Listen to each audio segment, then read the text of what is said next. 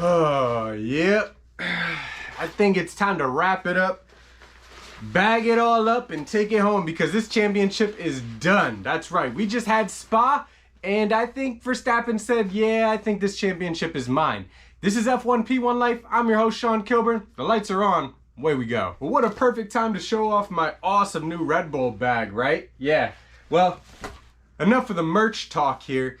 Let's get into some serious talk. Now, Spa is definitely, it's one of those tracks that, is being talked about as one of the historic tracks and so forth. Will it stay in, this and that? Heads up, 2023, it is still on the calendar. But with that said, Spa is also one of my favorite tracks. To me, it's like the epitome of like a race track, of like an F1 track. It just has it all. Just high speed, dangerous, but nice, beautiful layout. I love it. I love it. So I was very excited for Spa. I thought, the order of things was going to make it for a very interesting race, and it did somewhat. Perhaps it didn't live up to all my expectations, but with 2021 and then the races we've had in 2022, we've been kind of very blessed. So I think it was a great race, don't get me wrong, but I think my expectations of all this order swapping and stuff the whole time, it happened. But anyway, I'll jump ahead. Max obviously ran away with it. I mean, on, I think, what was it? A lot of people were just saying that, by like lap 15 that he had it. I think on WTF1, Tommy was like, by lap 5, he knew that Verstappen was winning it. And I think in hindsight, like, I don't know if that thought crossed my head exactly, but I think he's right in the fact that, around a couple laps in, I was thinking like, Leclerc was down, I want to say he was down in P14 at the time, and Verstappen was like P6. And I was just thinking, if this is indicative of the way that the championship is going to go for the rest of the year, then Max has it. Because I think everyone said, yeah, we've seen a lot of flyers from the back of the grid, but we had a safety car in the beginning for at least like 2 laps. That's fair, 2.5, 3, whatever it was. So by like lap 5 or 6, Verstappen had already made it from 14th on the grid to what, P6. And it was just going. The pace was there. There was no stop to it. So, I really think, I said in my last video, ahead of the spring break that, if Verstappen does, take away like a 1, 2, 3, with this triple header, then, you're pretty much going to write the championship off to him. Barring some crazy, terrible luck of Red Bull, the likes of which they haven't even seen over the past 2 decades, Verstappen definitely has this. That performance was just, the speed was there, the capability of the driver. Verstappen just knew what he needed to do and just executed. Really great drive from him. And I think Ferrari, wow. Let me just jump on Ferrari for a second. I said the way they handle their strategy and just their overall. So I'll preface with this. I shouldn't really need to say it, but Ferrari is always going to be Ferrari. I'm definitely a fan of Ferrari. I think many people are, even if you're not a fanboy kind of thing.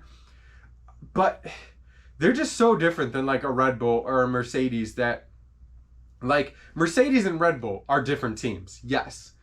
But their desire for, excellence and just their ability to kind of read the scene and adjust, maybe, know that they have a certain lane and stick to it, but adjust it. Ferrari just, obviously you got the Tifosi, you got the whole Ferrari cult thing and everything. And, I think even with all the fans and stuff, like a lot of the fans are just like, what's going on really? Because Ferrari definitely seems to me kind of like the way they run their operations must be kind of cult-like or something. I don't know. I don't want to speak too much as to exactly, but it's just, the 1 second it's always about whatever Ferrari needs, then it's, spots, or what would you like, it's like a waiter. Oh, we got hards, we got mediums, what would you like? What would you like? And I don't know. Yeah, some of it is on it. I mean, Leclerc has made mistakes. Some. Yeah, obviously the mistake of speeding in the pit lane. Yes, 1 kph, but he sped. That's a driver error. But you know, Ferrari has definitely taken things up. I mean, Monaco, for instance, was just a disaster on Ferrari's part, and there's been a lot of that. And I see Ferrari. I guess I'll give them a little bit of the benefit of the doubt in that it seemed like they were trying. I don't know. Oh, I know they don't have it all together, but I can at least respect the fact that it just seemed funny. It just seemed like Ferrari bouncing around again, not knowing what to do. You know, is it plan A? Is it plan Z? Whatever. But it seems like they kind of maybe slightly recognize. I don't know if they hit rock bottom, because you know you have to hit bottom before you can really start to take care and take hold of things and build yourself back. So I don't know if they did that, but it seems like they're trying at least. So I appreciate that. But I think Ferrari definitely bungled it. And, you know, Red Bull has kind of either been extremely, you know, ahead with the pace or right there and still battling. You know, Ferrari has been up there with the pace and then nowhere, kind of almost nowhere with the pace, and then, you know, making strategy errors and stuff. So Red Bull has been pretty consistent.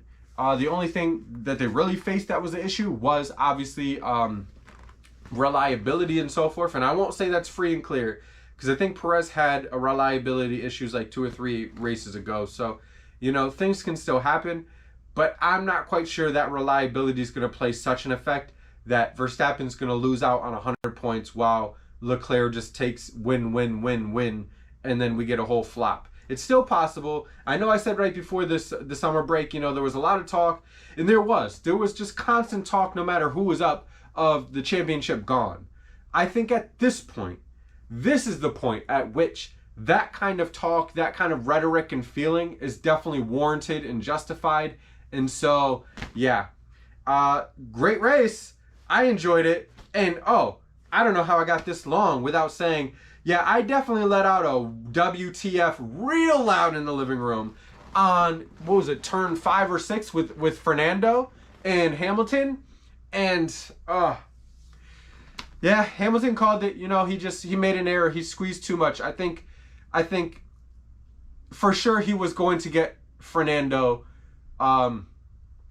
you know, on that first lap or maybe the second if he needed to. It could have even been drawn out like another 2 or 3 laps if Alonso was really just on it and just giving Hamilton no respect on the track and just giving him no quarter given kind of thing. But yeah, Hamilton just made a mistake, and that's a shame, because he definitely, I think he was on for a podium for sure. He might have actually been able to squeeze Sainz. Yes, that's a tongue twister right there. Which Russell was so close to doing, but I think Hamilton just would have had it. And we saw from Alonso's pace, he was doing well, but he was not sticking with that P3, P4. So you really wish that Hamilton just didn't push. And you know, he said he didn't see him in his mirrors. He was kind of in his blind spot, and I think he was. You know, I'll take that a little bit, but I kind of think some of it too is for Hamilton. He knows there was an opportunity to really capitalize while Max and Charles aren't around.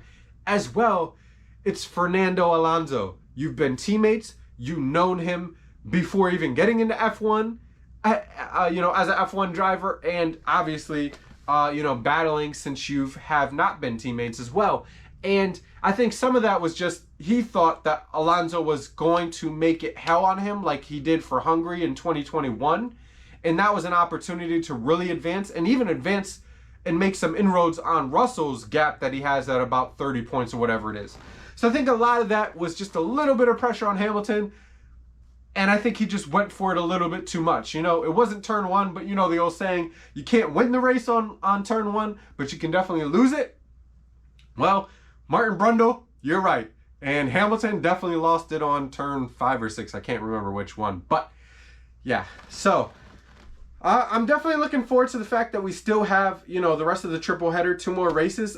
You know, it's getting back into the swing of things tomorrow, so that will be very nice. Let me know what you guys and girls think about this championship and the way it's unfolding now.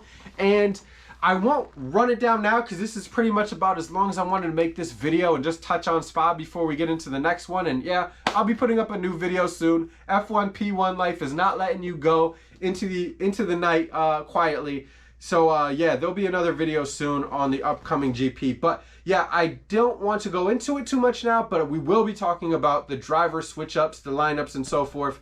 Yes, it's very interesting. So everything's going on right now. Be sure to feel free to leave those comments. We can definitely have it there, but I won't be doing the video just yet. It'll be coming out soon. I have actually a small list of videos that I want to be doing that are outside of just what the GP of the weekend is, kind of thing. So hopefully you enjoy. If you do, hit that like button, hit that subscribe button down below. Again, I'm your host, Sean Kilburn, and I appreciate your support. I appreciate you being here with me, sharing F1. I love it. And with that said, I'll see you all next time.